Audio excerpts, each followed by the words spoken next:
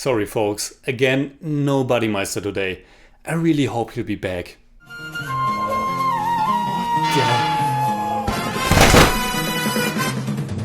Pata poster nikla hero. Here we meet once again. As Whitesnake always said, here I go again on my own. I mean, Vera Lynn said, we'll meet again. That's not it either. The Cuban Kid. He said, here we meet once again. What the hell are you talking about, Rambling Meister? Hey, now you may ask me, who is this Cuban Kid? Well, I don't know, I can't remember. Mass intro, mass failure! Get the hell out of here.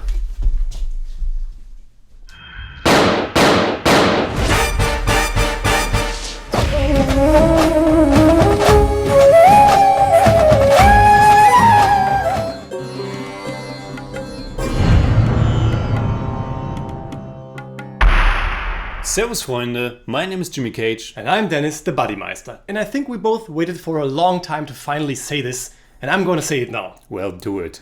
This is our review of Ulidavaru Kandanthe. It took us quite some time to get a hold of this movie in decent enough quality with English subtitles. And we were battered by you with recommendation after recommendation for this movie. I'm glad that we finally saw it. Ulidavaru Kandanthe is a 2014 Kannada language crime drama that was written and directed by at that time debutant Rakshit Shetty. He also stars in the movie alongside Tara, Kishore, Achyut Kumar, Rishabh Shetty and Sheetal Shetty. The film is kind of an anthology consisting of 5 stories that are connected to a specific incident, and each chapter puts another character front and center and shows us their perspective. The framework for these narration is formed by Sheetal Shetty's Regina, a journalist who is writing about this incident. So we have 5 chapters. Each chapter revolves around a character or several characters that had some kind of effect on the incident, be it on purpose or by accident. The different stories intertwine in certain moments, so we see something that we've watched before from another perspective. Hence the title Ulidavaru Kandanthe, which means as seen by the rest. The story elements and the way the story unfolds are inspired by Quentin Tarantino's Pulp Fiction, which broke new ground in regards to non-linear storytelling. But what sets Ulidavaru Kandanthe apart from that movie and others that followed is its closeness and truthfulness to Karnataka culture. A culture that we're not familiar with, but Rakshit Shetty brought it closer to us with this movie. It is said to be an ode to the way of life in Dakshina Kannada, and it's supposed to be filled with peculiarities that are exemplary of that region, and that's great. I figured that the fish curry, the so-called meen saru, and the way it is cooked were something special. My mouth was watering during that scene. It looked delicious. Well, if we're already talking about specific scenes, let's get into the movie. What were your initial thoughts when the end credits rolled? That I liked what I saw. I don't think that all 5 chapters are equally good, and I had some issues with the structure and the whole different perspective thing, but this movie has some undeniable strength. One of them being the already mentioned local atmosphere, and another being how much it is driven by music. What did you think? Roughly the same. To be honest, I thought it was really good. I had some issues too, but it feels like Rakshit Shetty exactly knew how to deceive his audience, and I mean that in the most positive way possible. I was stunned by some of the scenes. Seems like Shetty followed another advice by Quentin Tarantino, who said that if you use the right song in the right scene, it's about as cinematic a thing as you can do. The soundtrack is great, the score and the songs, and we get a lot of it. And as you said, some scenes definitely have some cinema magic. First, I loved everything that involved the tiger dancers. I haven't seen something like that before. Truly awesome, and that scene when Richie, played by Rakshit Shetty,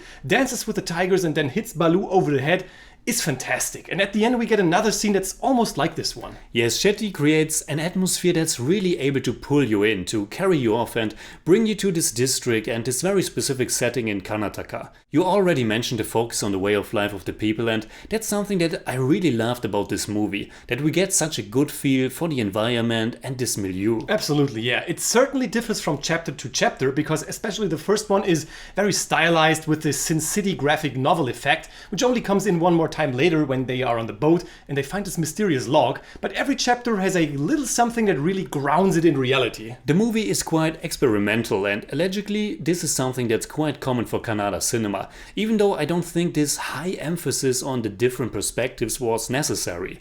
I like how we jump around and spend time with each character, but the way it was highlighted through the journalist character, How different these perspectives supposedly are was a bit too much for me.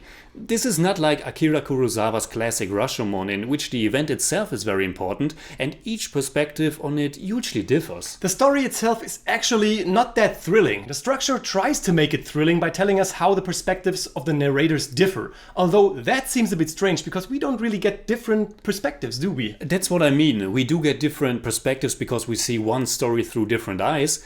But the actual direction of the story doesn't really change. The way this movie starts with Regina gives us the impression of a murder mystery where everybody tells a different story, but it's actually the same story only from different perspectives. So in the end everything seems pretty clear and the different perspectives didn't change a thing, or am I missing something here? It's probably meant to show us that you have to hear all sides, that you have to consider every perspective to really get a story in its entirety, although it still seems bloated and a bit forced with the one in Ulidavaru Kandanthe. That's a good point, but in that case, or rather generally, I wish that we got a better idea of how Regina is working on her articles. Her part feels a bit redundant. We know that she made a crucial photo of Richie when she was a little girl, and we actually see her interact with him later, but that fizzles out. It feels forced to squeeze this story into this journalist research corset. I don't think we needed that. You might be right, it's a bit too over-stylized for its own sake. But I would say that it doesn't hurt the movie. There are a few loose ends that fall victim to the structure because the story is just not about them. For example, the implied love story between Muna and Balu's sister. Muna is actually my favorite character in the movie, and I like Kishore's performance very much. We said that this movie offers a good insight into this specific milieu, but it's also very cautious at that, especially when it comes to the characters. We don't know that much about them, besides a few traits, like Muna is fixing engines and in love with Balu's sister, but for me that was enough because the movie is more about the surroundings and the atmosphere of these people's daily lives. You're probably right, and to be honest, even if some of the characters were a bit shallow, we have the good, the bad, the ugly and so on, they still left some kind of impact, and that speaks for the movie and how Rakshit Shetty places these characters inside of this world. In a way, it reminded me of C.O. Kancharapalem, this low-key atmosphere where everything seems so calm, but it's actually not. And of course, in Ulidavaru Kandanthe, we get all of that music. The score was composed by Ajanish Loknath, a very young composer. He was only 24 years old when he composed the music for Ulidavaru Kandanthe. One hell of a job. The lyrics of the songs were written by different people, but Rakshit Shetty had a finger in that pie as well. He wrote 3 songs. One of them is Paper, Paper, Medicine, Paper. That one is still in my head. Awesome song.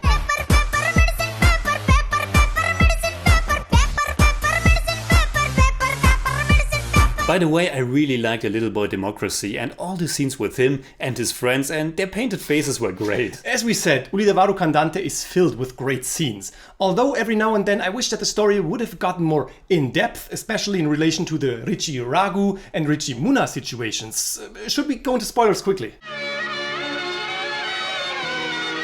I know what you mean. Richie and Raghu have this relationship that goes back over 15 years, when Raghu ran away and Richie was taken to a remand home after killing someone.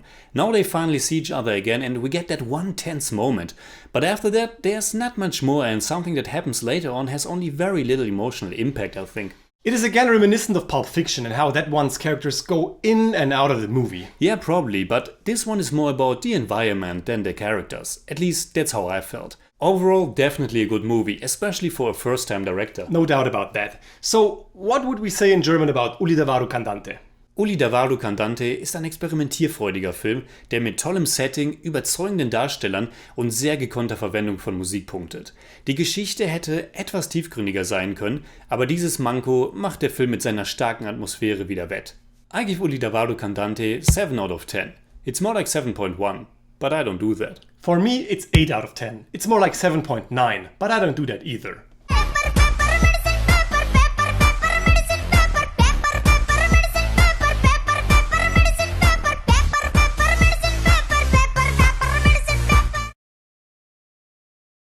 Did you know that Ulidavaru Kandanthe was the first Kannada movie where the sound was recorded on site? Whoa, well, better late than never. It certainly benefits the movie's atmosphere. So, what are your thoughts about the movie? Leave a comment and hit me up on Twitter, Instagram and Letterboxd, and now also on Patreon, simply at The Jimmy Cage. And you can hit me up on Twitter at the Buddymeister. And if you enjoyed this episode, please give us a thumbs up, share, subscribe, whatever you like, and make sure you hit that bell for all we have to tell.